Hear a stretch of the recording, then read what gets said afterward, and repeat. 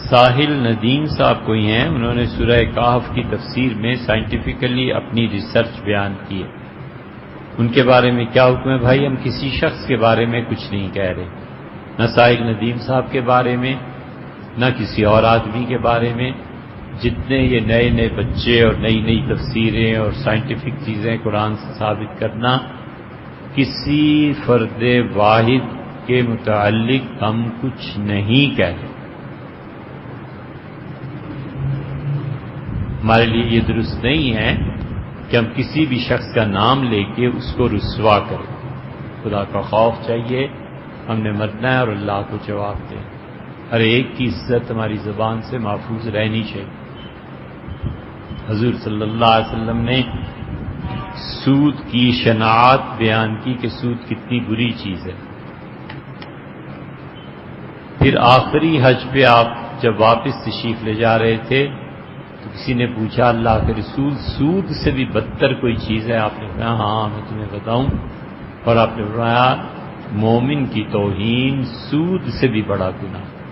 اس سے ہمیں کیا ضرورت پڑی ہے کہ اپنے اعمال جو بھی اگر ہوئے ہیں تو اسے برباد کریں؟ لیکن آپ کو ایک اصولی بات عرض کرتے ہیں، ہمارے زمانے میں یہ موبائل اور ریکارڈنگ نے دین کو اور سیاست کو اور طب کو بھی اتنا عام کر دیا ہے کہ لوگ اسے بچوں کا کھیل سمجھنے لگ گئے ہیں۔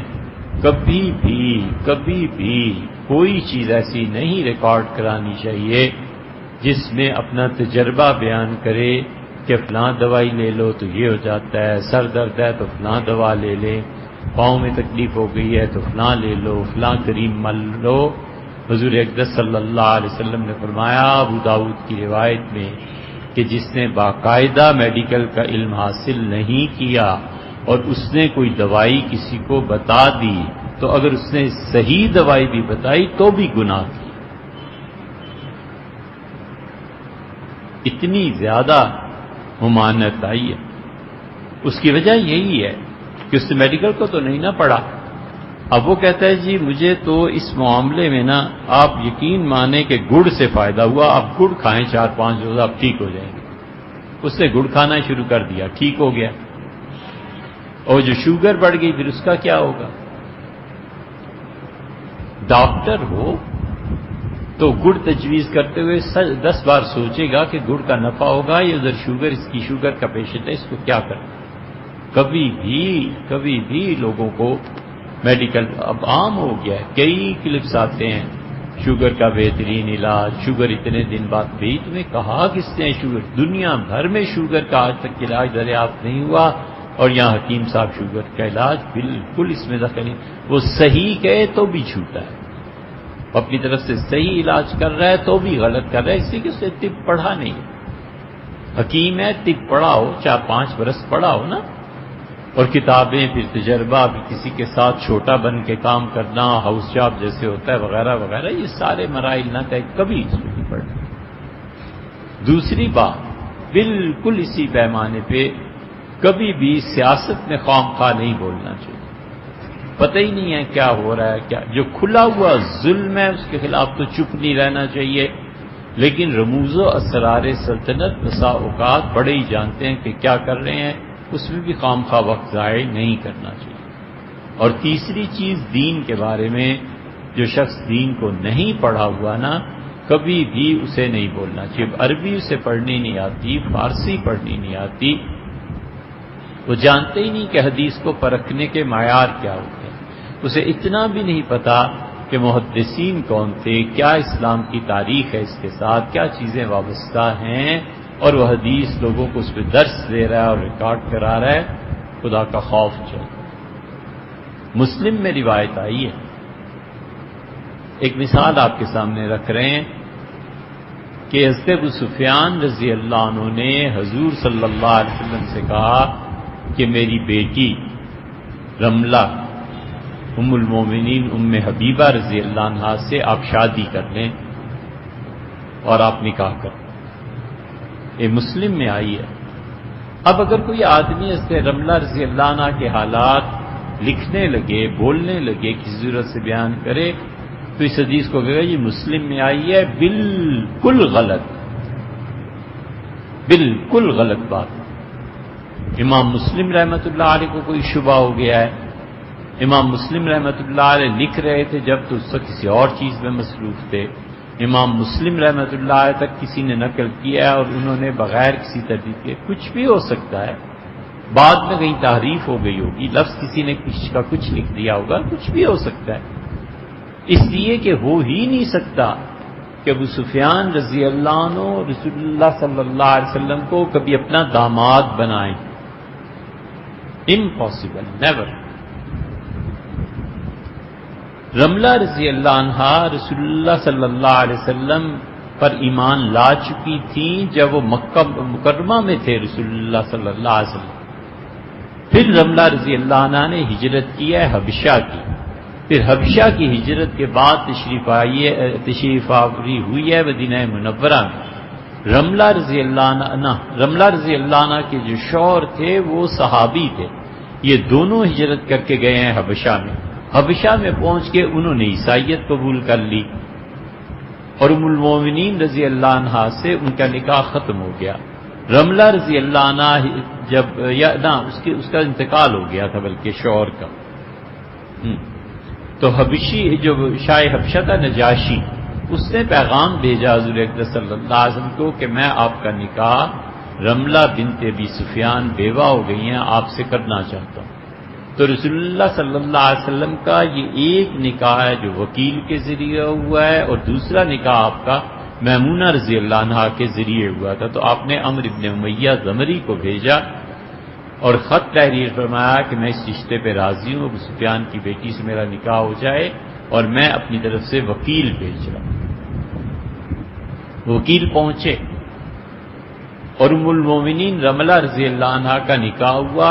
400 تولے سونا ان کا حق مہر مقرر ہوا اور شاہ حبشہ نجاشی رحمۃ اللہ علیہ نے وہ حق مہر ام المومنین رضی اللہ عنہ کا اپنی طرف سے ادا کیا اور پھر ان کی رخصتی کرائی اور کہا حضور اقدس صلی اللہ علیہ وسلم کی خدمت میں پیش کر. رملہ رضی اللہ عنہ سے معاویہ رضی اللہ عنہ کی ہمشیر ہیں، ابو سفیان رضی اللہ عنہ کی بیٹی ہیں. ابو سفیان کو یہ اطلاع ملی احد کے بعد کہ آپ کی بیٹی کا رسول اللہ صلی اللہ علیہ وسلم سے نکاح ہو گیا تو چپ ہو گئے. پھر انہوں نے کہا نبی کریم صلی اللہ علیہ وسلم کی عظمت کا بیان کیا اور انہوں نے کہا اس جیسی ہستی کو کوئی بھی آدمی اپنی بیٹی دینے سے انکار نہیں کر سکتا، وہ اتنے عظیم آدمی. بس ٹھیک ہے. اب مسلم کی روایت ہے، اس نے پڑھا ہی نہیں ہے تاریخ کو، تو وہ اس مسلم کی روایت کا کیا کرے گا؟ اس لیے جب تک پختہ اور ٹھوس علم دین حاصل نہ کیا ہو یا کسی پختہ عالم دین سے نہ سنا ہو، ان چیزوں میں نہیں پڑھنا چاہیے. ایسے ایسے بچے ایسی ریکارڈنگز کرانے لگے ہیں کہ حیرت ہوتی ہے. ایک صاحب نے کلپ بھیجا اور اس نے کہا کہ لوگوں میں بیان کیا ہے اور وہ کلپ عام ہو گیا اور بہت زیادہ پریشانی ہو گئی ہے. میں نے اس میں یہ کہہ دیا کہ اللہ تعالیٰ نے اپنی روح انسانوں میں داخل کی. یہ کفر کا جملہ ہے. ولیعذ باللہ. آپ اللہ کے لیے جسم اور روح کی تفریق کے قائل ہیں، یہ دونوں کو مانتے ہیں، یہ کیا کرنا ہے؟ اس بچے سے ہم نے پوچھا، ان کا میں قرآن کا ترجمہ پڑھ رہا تھا تو اس میں آیا وَنَفَخْتُ فِيهِ مِن رُوحِي، اور میں نے اپنی روح انسان میں پھونکی ہے. کہنے لگے اللہ تعالیٰ نے اپنی روح کا کچھ حصہ سارے انسانوں میں ڈال دیا ہے. تو میں نے کہا کتنے فیصد کم ہو گئی ہوگی؟ کہنے لگے شاید 10-15% اب تک خدا کی روح کم ہو گئی. ہم ان کے افکار جاننا چاہتے تھے ولیعذ باللہ. ہم نے کہا بیٹے سیدھا سادہ سا مطلب یہ ہے بیت اللہ اللہ کا گھر، ناقت اللہ اللہ کی اونٹنی کو صالح علیہ السلام کی قوم نے ذبح کر دیا، مار دیا. روحی اللہ نے کہا میری روح. یہ سب نسبتیں عزت اور شرف کے لیے ہوتی ہیں.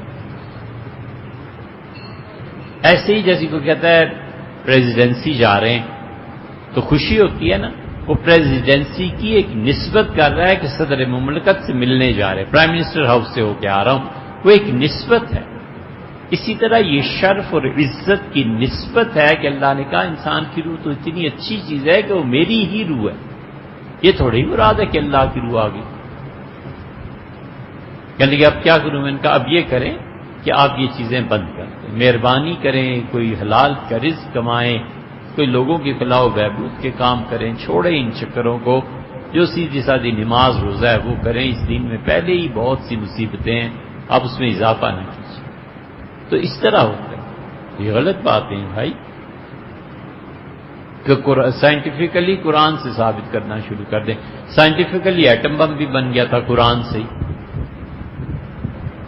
اب جو نئے نظریات آئے ہیں وہ کہاں گئی سائنس؟ قرآن تو اس وقت سائنٹیفکلی یہ بھی ثابت ہو رہا تھا کہ زمین گھومتی ہے۔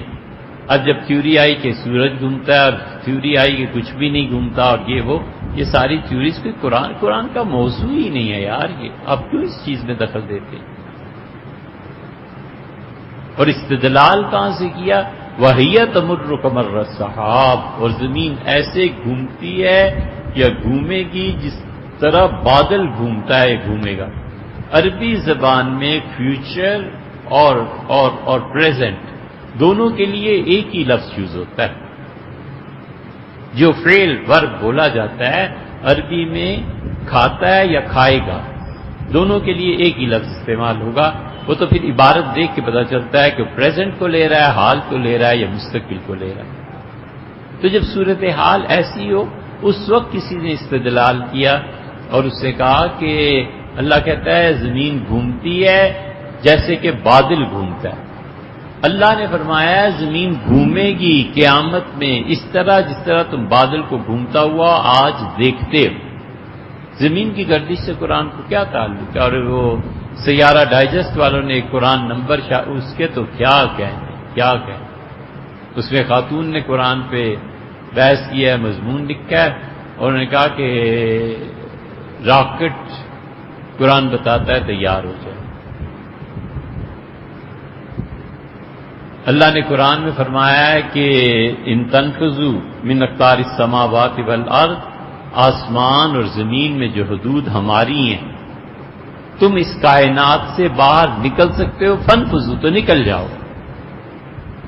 لا تنفذون الا بسلطان، تم اس وقت تک نہیں نکل سکتے جب تک کہ تمہارے پاس اتنی طاقت نہ ہو جہاں میں ہار جاؤں اور تم جیت جاؤ۔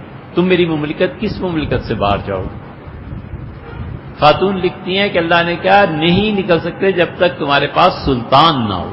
تو سلطان میں سے اگر نون گرا دیں تو باقی رہ جاتا ہے سلطہ کا مطلب ہے راکٹ، اور راکٹ اتنی پاورفل راکٹ نہ ہو کہ خلا میں پہنچ جائے۔ اس سے آگے چل کے تو اور بھی عجیب بات لکھی ہے، اللہ کہتا ہے لَتَرْكَبُنَّ طَبَقًا عَنْ طَبَقٍ، اور تم ایک درجے سے دوسرے درجے میں منتقل ہوتے رہتے ہیں۔ بچے کی ابتدائی حالت، پھر بچہ، پھر موت وغیرہ وغیرہ، یا اللہ نے کہا قیامت میں ایک درجے سے دوسرے درجے تک تم چڑھتے رہو گے۔ اللہ ذی المعارج، اللہ نے اپنے متعلق کہا کہ اللہ سیڑھیوں والا ہے، یعنی جس قرب کے مقام پر تم اپنی طرف سے پہنچو گے اللہ اسی قرب کے مقام پہ پہنچ کے تمہیں مل لے گا۔ جتنی قدر و اہمیت تمہارے دل میں اللہ کی ہے نا، اللہ کے ہاں بھی تمہارا وہی مقام ہے۔ سیدھی سادی بات خدا نے بتائی۔ خاتون لکھتی ہیں کہ اس کا مطلب یہ ہے کہ تم سلطہ جب راکٹ تیار کر لو گے تو تم زمین کے قریب ترین جگہ پہ جاؤ گے۔ اب پتہ چلا ہے مریخ ہے، اس کو تم پھر بیس بناؤ گے، پھر تم اگلی جگہ جاؤ گے، پھر تم اگلے سیارے میں جاؤ گے۔ یہ سب قرآن میں ثابت ہے۔ تو انگریزوں سے پہلے تمہیں عقل نہیں آئی کہ تم بھی کچھ کر گزرو؟ فضول چیز ہے۔ اس لیے یہ اللہ کی کتاب کے ساتھ کھیلنا ہے۔ اگر اتنا ہی شوق ہو چھوڑ دینی چاہیے چیز، نہ کرے شادی کی، زندگی علم میں گزارے۔ شادی کر لے گا تو پھر علم کہاں سے آ جائے گا؟ چلو مان لیا آ جائے گا علم، پڑھا لے گا، کچھ بچے ہو گئے تو پھر کیا ہوگا؟ اور پھر اس کے بعد یہ جو ہوش ربا مہنگائی ہے اور جو ٹیکس ہے اور یہ بجلی اور یہ پورے کرے گا کہ بیٹھ کے تفسیریں اور حدیثیں پڑھے گا؟ کیا کرنا ہے؟ ارادہ کیا ہے؟